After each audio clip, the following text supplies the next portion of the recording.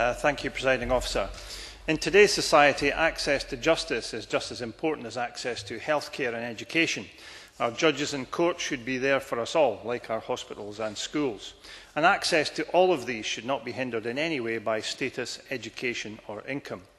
And education is the first issue I want to address, following on from the remarks just made by Mr. Maxwell. Unless you happen to be a frequent attendee at court, the workings of the Scottish legal system, and indeed any other legal system, can be seen to be something of a mystery. My own education in matters legal came from my early days as a journalist, covering first the old borough courts, where entertaining explanations of how the accused came to find himself in the dock were intertwined with sad tales of alcoholism and poverty. And later, when my shorthand improved, I moved to covering sheriff court cases and then the High Court, where the most serious offences are tried. But even then, my knowledge of the law as it related to covering court cases left many unanswered questions about the due process. However, there was usually a helpful sheriff clerk or even a friendly defence solicitor like Mr. McCaskill or Mr. Ewing to explain what had transpired. At a later date, I even made a television documentary about lengthy delays in bringing personal injury cases to conclusion through our High Court. That's why I support the moves to promote a greater understanding of the legal system and court process by members of the public. As I said, it's understandable that anybody who's not been involved with the justice system in a personal or work capacity could be confused by the processes and technical nature of the whole justice system. In my own constituency casework, I can draw on many examples of constituents of all ages and varying levels of academic education who, through no fault of their own, are confused by the whole legal and justice system. And that's why I welcome Lord Gill's suggestion that what is required is early intervention and education on the law and the legal system, perhaps as part of the school curriculum in our secondary schools. There are certainly issues and questions that may be debated at another time. Now, the Law Society of Scotland last week welcomed Lord Gill's Civil Courts Review, with the Society's Civil Justice Committee convener, Kim Leslie, saying, and I quote, "The Society will work positively with everyone involved with the review, as well as in any other area where we can make a difference to ensure that the system works for everyone." So where do we go from here? The next step, as Cathy Jameson has said, is to ensure that a timetable is set out to consult on the recommendations from Lord Gill, and from there a timetable to implementation. My colleague Cathy Craigie and several others have touched upon the need for the implementation of the McKenzie Friend in the Scottish courts.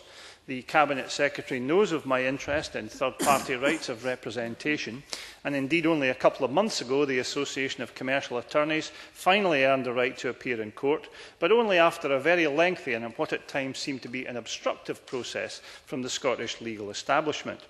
It's to be hoped that the recommendations on the introduction of the McKenzie Friend do not suffer similar delays. That's why I welcomed the remarks earlier from the Cabinet Secretary in response to my intervention.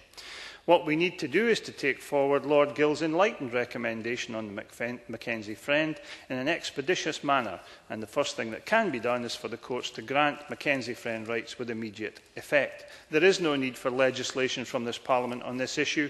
It's within the inherent power of the courts to grant it, and it would be a demonstration of the intent that things are going to change. The public want it, Lord Gill has recommended it, the consumer associations support it, and it has an equitable and compassionate remedy for some access to justice restrictions in Scotland. Presiding Officer, the report makes recommendations on the increased use of IT systems such as email, video and telephone conferencing and the digital age of recording evidence. That might come as a bit of a surprise to Bill Aitken, who's still in the age of the fax, but I'm sure he'll catch up. The benefit...